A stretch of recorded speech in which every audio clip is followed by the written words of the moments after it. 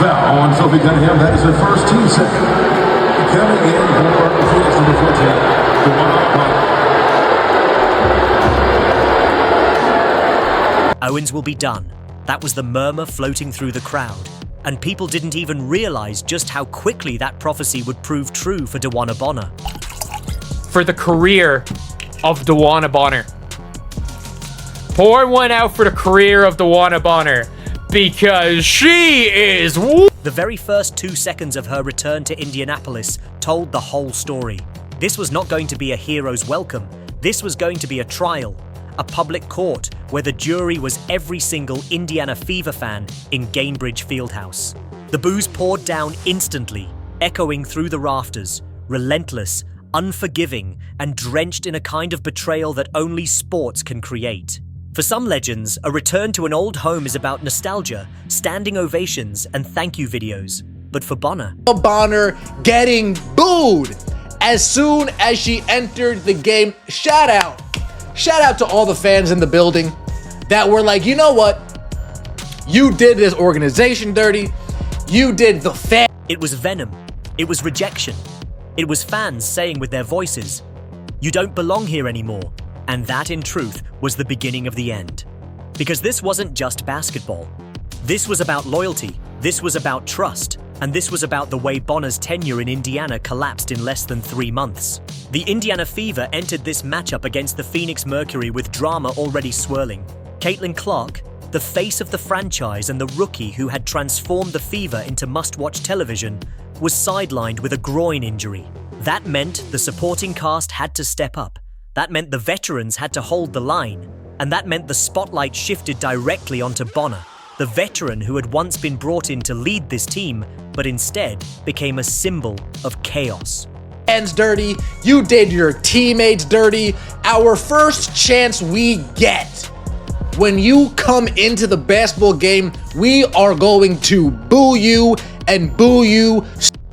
Let's rewind because the timeline matters. When the Fever signed DeWanna Bonner back in February of 2025, the move was celebrated across the WNBA landscape.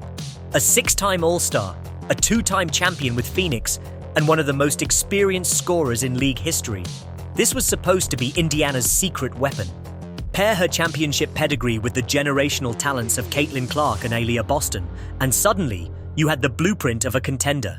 She was handed a $200,000 contract, making her the 3rd highest paid player on the roster, and she was marketed as the steadying veteran presence to help guide this young core back into relevance. The Fever hadn't been a serious contender since 2012, hadn't been consistently relevant since Tamika Catchings retired, and this was supposed to be the turning point.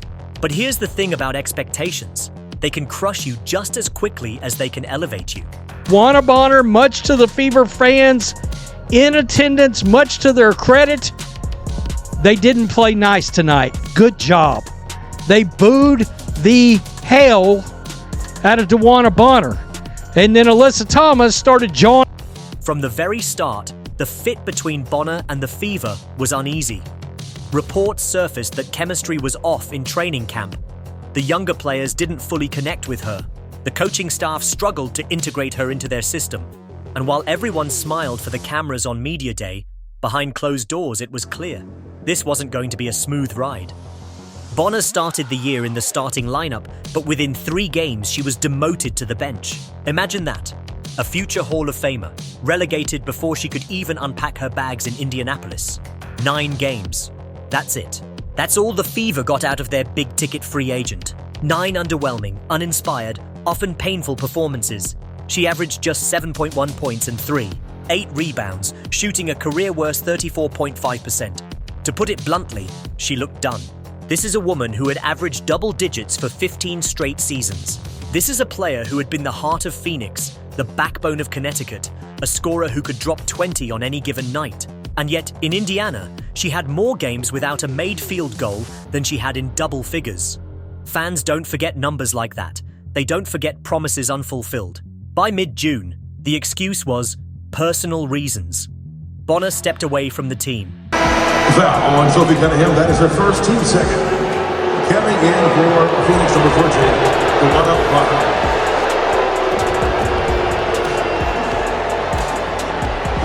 Look at this. Look at Satu Sabali clap. And she ended up getting... No timeline, no details, just gone. And in the vacuum of information, the rumors started to swirl.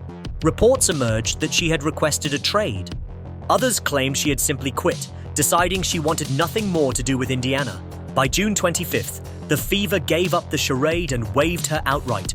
$200,000, gone. A veteran leader, gone. A roster spot, gone. And the Fever faithful left behind to pick up the pieces. Less than 2 weeks later, on July the 8th, Bonner was right back where it all began, signing with the Phoenix Mercury, reuniting with her fiancée Alyssa Thomas, and acting as though her brief detour in Indiana never happened.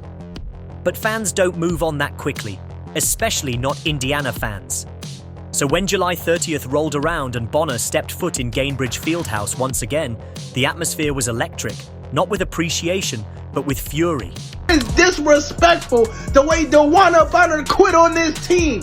This is sports. You women's basketball players and women's basketball fans sit up here and act like everything is supposed to be peaches and cream all the time. Stadiums. The moment she checked in with 7 minutes left in the first quarter, the crowd erupted. Sustained booing, louder than anything the Fever had heard all season, drowning out even the public address announcer. "Quit her!" some fans yelled. "Washed!" others screamed. And Bonner had no choice but to stand there, stone-faced, absorbing wave after wave of vitriol. Part 2 of this saga digs deeper into the aftermath, the ripple effects, and the brutal reality of what DeWanna Bonner's collapse in Indiana means for her career, for the Fever, and for the WNBA as a whole.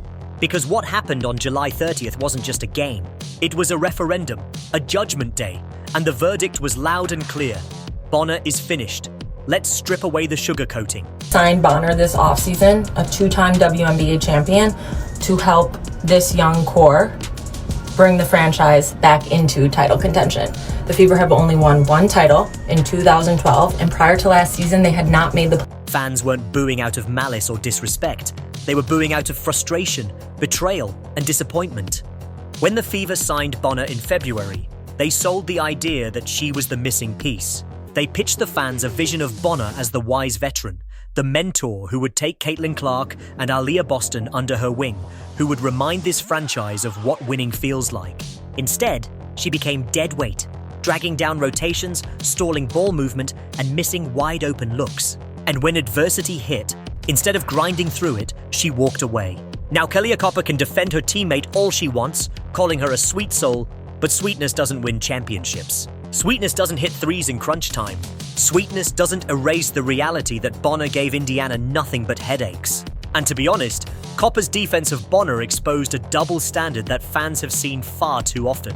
When players decide to leave, when they quit, when they bail, it's always business. We're told to respect their decisions, to understand their mental health, to sympathize with their desire for a better fit. Playoffs in 7 years. So while experience is an important factor in helping a team return to title contention, so is fit. And what I've learned from multiple sources is that from the onset, the fit between the Fever and Bonner. But when fans respond with the raw emotion of being abandoned, when they boo, when they express frustration, suddenly it's disrespectful. Why is that? Why is the burden always on the fan base to swallow disappointment in silence? Let's remember, these fans pay money. They buy season tickets. They buy jerseys. They invest not just financially, but emotionally. For years, Indiana Fever fans endured losing seasons, empty playoff brackets, and rosters that barely made noise. Then hope returned. Caitlin Clark was drafted, Aliyah Boston emerged as a superstar, and suddenly the building had life again. I boo people for less. I boo people for way less. Like if somebody played for my team, my favorite team, and they left after 9 to 10 games, you know, wasn't a good fit. I'm sure she dealt with some shit. I'd feel the type of way her coming back into my house. That's just fandom. And when the organization spent big on Bonner, fans believed. They believed this was part of the rise. So when she quit, of course they felt betrayed. Of course they booed. That wasn't distaste, it was justice. And if anything, it proved that the WNBA is maturing. Because this kind of reaction, this kind of accountability, That's what happens in every other major sports league. When LeBron left Cleveland in 2010, fans burned jerseys in the streets. When Kevin Durant left Oklahoma City, fans booed him mercilessly on his return. When James Harden forced trades out of multiple franchises, he became a punchline. That's sports. Passion cuts both ways. You can't celebrate loyalty and then demonize betrayal. And Bonner's exit was betrayal, plain and simple. Let's talk numbers again because they tell the truth that Copper and others are trying to mask. 9 games, 7.1 points per game, 3.8 rebounds, 34.5% shooting, the worst efficiency of her career. More games with 0 field goals than games in double figures. These aren't numbers of an aging legend trying her best. They're the numbers of a player mailing it in. Role, Bonner was moved to the bench in favor of shooting guard Lexie Hull, and 6 games later, she was done with the Fever. The Fever originally cited personal reasons for her absence, but what I learned later, again from multiple sources, was that the team was actually actively shopping her. And when Indiana gave her the opportunity to step into a reduced role to adapt to mentor, she chose to leave. Think about the message that sends to the young core. What does Aliyah Boston learn from that? What does Lexie Hull learn from that? What does Caitlin Clark, who's already carrying the weight of saving the league on her shoulders, learn from that? She learns that veterans can take the money and quit. She learns that loyalty doesn't go both ways. That's poisonous for a franchise trying to build a culture. The Fever, to their credit, handled it with dignity. They didn't trash Bonner in the media.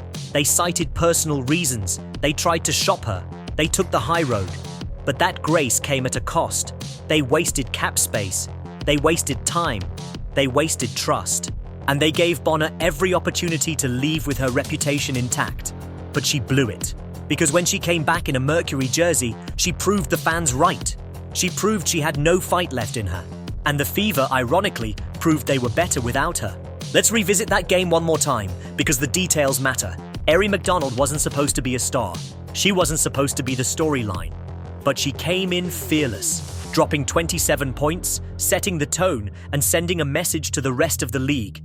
Indiana doesn't need the so-called veterans who quit. They have hungry talent ready to rise. And then there's Aliyah Boston. 4 straight double-doubles, fourth quarter takeover. Scoring 14 straight points as if to punctuate the night with an exclamation mark. Boston didn't just dominate the game, she dominated the narrative. She told the crowd, the Mercury, and Bonner herself, "This is my house now." Couple of players that really showed up big. It just went final 107-101. Fever over the Phoenix Mercury. That's right, the DeWanna Bonner, Alyssa Thomas, Phoenix Mercury. And yeah, there was some drama.